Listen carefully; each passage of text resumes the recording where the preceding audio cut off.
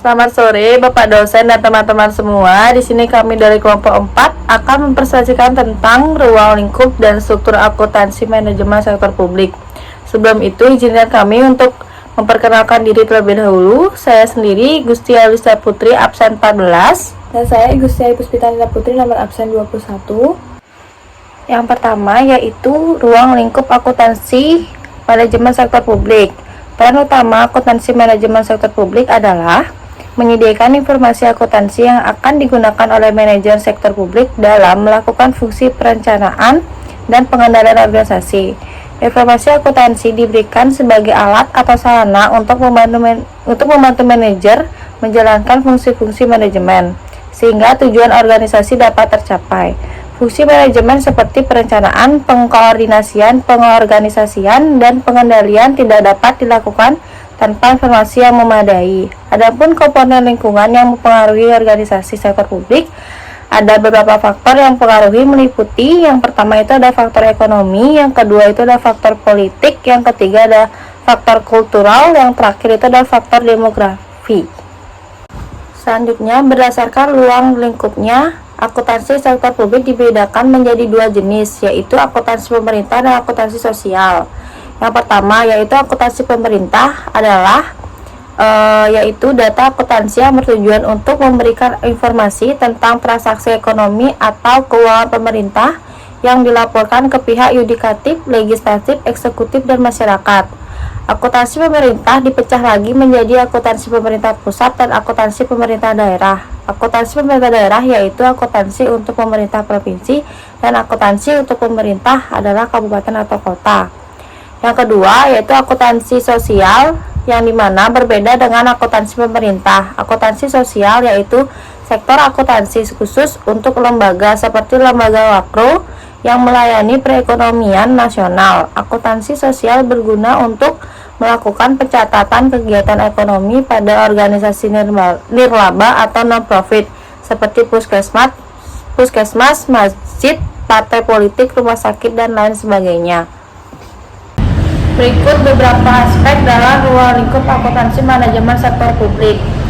Ini mencakup yang pertama ada penganggaran dan perencanaan keuangan, yang kedua pengukuran kinerja, yang ketiga ada pelaporan keuangan, yang keempat ada pengelolaan risiko, yang kelima ada keputusan strategis, yang keenam ada akuntabilitas dan kepatuhan, yang terakhir ada pengembangan kebijakan. Prinsip dasar akuntansi manajemen sektor publik tidak banyak berbeda dengan prinsip akuntansi manajemen yang diterapkan pada sektor swasta. Akan tetapi, harus diingat bahwa sektor publik memiliki perbedaan sifat dan karakteristik dengan sektor swasta, sehingga penerapan teknik akuntansi manajemen sektor swasta tidak dapat diadopsi secara langsung tanpa modifikasi. Secara umum, elemen-elemen perencanaan di sektor publik dapat dirinci sebagai berikut. Yang pertama itu ada strategi akuntansi sebagai alat perencanaan. Perencanaan merupakan cara organisasi menetapkan tujuan dan sasaran organisasi. Perencanaan meliputi aktivitas yang sifatnya strategis, taktis, dan melibatkan aspek operasional. Informasi sebagai alat perencanaan pada dasarnya dibedakan menjadi 3 kelompok, antara lain yang pertama ada informasi yang sifatnya rutin atau ad hoc, yang kedua ada informasi kuantitatif atau kualitatif, yang ketiga informasi yang disampaikan melalui saluran formal atau informal. Nah, yang kedua itu ada strategis akuntansi sebagai alat pengendalian, yang dimana strategi ini digunakan untuk mencapai tujuan organisasi dijalankan secara ekonomis, efisien, dan efektif. Suatu sistem pengendalian yang efektif sangat diperlukan setiap organisasi. Untuk konteks Indonesia, bidang utama akuntansi sektor publik adalah akuntansi pemerintahan pusat, akuntansi pemerintah daerah, akuntansi partai politik, akuntansi LSM, akuntansi yayasan, akuntansi pendidikan sekolah, perguruan tinggi, akuntansi kesehatan itu ada puskesmas, rumah sakit. Akuntansi tempat peribadahan itu ada masjid, gereja, wihara, dan pura. Selanjutnya ada struktur akuntansi manajemen sektor publik. Struktur organisasi pada sektor publik bersifat biokratis, kaku, dan hierarkis. Berbeda dengan struktur organisasi pada sektor swasta yang bersifat fleksibel. Faktor utama yang mempengaruhi perbedaan tersebut yaitu adanya pengaruh politik yang sangat tinggi pada organisasi sektor publik. Organisasi merupakan kumpulan dari berbagai pusat pertanggungjawaban. Pada dasarnya terdapat 4 jenis pusat pertanggungjawaban, yaitu yang pertama pusat biaya atau expense center. Yang kedua ada pusat pendapatan atau revenue center. Yang ketiga ada pusat laba atau profit center. Dan yang keempat ada pusat investasi atau investment center. Menurut Jones dan Pedlibury tahun 1996, proses perencanaan dan pengendalian manajerial dalam organisasi sektor publik menjadi 5 tahapan, yaitu yang pertama perencanaan tujuan dan sasaran dasar, yang kedua perencanaan operasional, yang ketiga penganggaran, yang keempat pengendalian dan pengukuran, yang kelima pelaporan, analisis, dan umpan balik.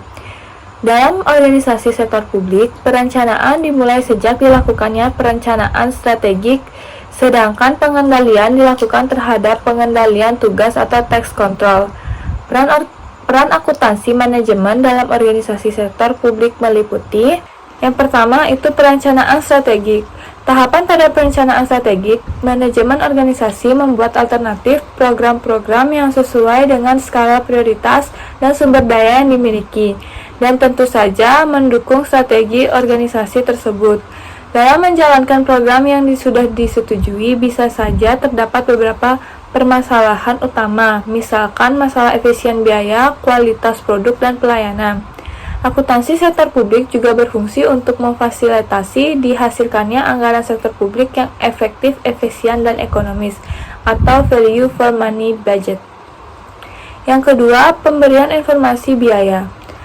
Biaya dalam organisasi sektor publik dibagi menjadi 3, yaitu yang pertama ada biaya input, sumber daya yang dikorbankan untuk memberikan pelayanan. Yang kedua ada biaya output, biaya yang dikeluarkan untuk mengantarkan produk hingga sampai ke tangan pelanggan. Cara pengukurannya tergantung pada pelayanan yang dihasilkan. Yang ketiga, biaya proses dapat dipisahkan berdasarkan fungsi organisasi dan diukur dengan mempertimbangkan fungsi dari organisasi. Proses penentuan biaya meliputi 5 aktivitas, yaitu yang pertama cost finding, cost recording, cost analyzing, strategic cost management. Pendekatan strategik dalam pengurangan biaya atau manajemen biaya strategik memiliki karakteristik sebagai berikut. Yang pertama, berjangka panjang. Yang kedua, berdasarkan kultur perbaikan berkelanjutan atau continuous improvement dan berfokus pada pelayanan masyarakat. Yang ketiga, manajemen harus bersifat proaktif dalam melakukan penghematan biaya. Yang keempat, keseriusan manajemen puncak atau top manager merupakan penentuan efektivitas program pengurangan biaya, karena pada dasarnya manajemen biaya strategik merupakan tone from the top. Yang kelima, ada cost reporting. Ketiga, penilaian investasi. Akuntansi manajemen dibutuhkan saat organisasi sektor publik hendak melakukan investasi, yaitu untuk menilai kelayakan investasi secara ekonomi dan finansial. Yang keempat ada penganggaran. Terkait dengan 3 jenis anggaran, yaitu sebagai alat alokasi sumber daya publik, alat distribusi, dan stabilisasi, maka akuntansi manajemen merupakan alat yang vital untuk proses pengalokasian dan mendistribusikan sumber dana publik secara ekonomis, efisien, efektif, adil, dan merata. Yang 5, penentuan biaya pelayanan atau cost of service dan penentuan tarif pelayanan atau charging for service. Akuntansi manajemen digunakan untuk menentukan beberapa biaya yang dikeluarkan untuk memberikan pelayanan tertentu dan beberapa tarif yang akan dibebankan kepada pemakai jasa pelayanan publik, termasuk menghitung subsidi yang diberikan. Kesimpulan, ruang lingkup untuk akuntansi sektor publik merupakan semua lembaga pemerintahan dan organisasi nirlaba atau non-profit. Contoh lembaga yang menggunakan jenis akuntansi ini yaitu lembaga pemerintah daerah, organisasi non-profit, LSM, partai politik, yayasan, kesehatan, sekolah, tempat ibadah, dan perguruan tinggi. Struktur organisasi pada sektor publik bersifat biokratis, kaku, dan hierarkis.